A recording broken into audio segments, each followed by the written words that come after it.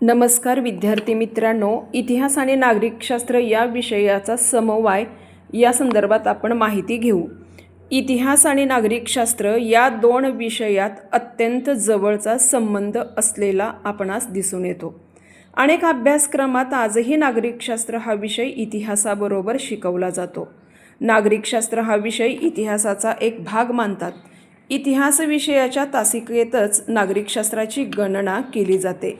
नागरिकशास्त्र या विषयाच्या मदतीने प्रत्येक व्यक्तीत नागरिकत्वाच्या क्षमतांचा विकास करण्याचा प्रयत्न केला जातो। नागरिकत्वाच्या आचरणासाठी आवश्यक असणाऱ्या नैतिक मूल्यांचा संग्रह आपणास इतिहासात आढळून येतो। आज जगात बऱ्याच ठिकाणी लोकशाहीचा स्वीकार केलेला दिसून येतो। नागरिकाला राज्यकारभार, राज्यपद्धती तसेच राज्यघटना याविषयी आवश्यक असणारी माहिती नागरिकशास्त्रातून प्राप्त होते। विविध प्रकारच्या राज्यव्यवस्थेबद्दलची अनेक उदाहरणे इतिहास पुरवतो।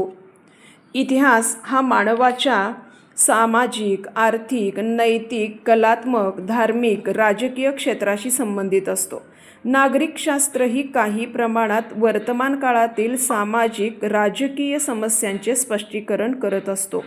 दोन्ही शास्त्रांचा उद्देश मानवाच्या आदर्श अशा जडणघडणीशी असलेला आपणास दिसून येतो। त्यामुळे या दोन्ही विषयात निकटचे संबंध प्रस्थापित होतात। नागरिकशास्त्र हा विषय अलीकडील काळातील विषय आहे, पण शालेय जीवनात आणि प्रचलित सामाजिक शास्त्रात त्याला फार महत्त्वाचे स्थान आहे। कारण समाजात लोक एकमेकांशी कसे वागतात, त्यांची कर्तव्ये व हक्क काय असावेत, नागरिक म्हणून त्याची पात्रता काय असावी याचे ज्ञान व्यक्तीला नागरिकशास्त्रावरून होते।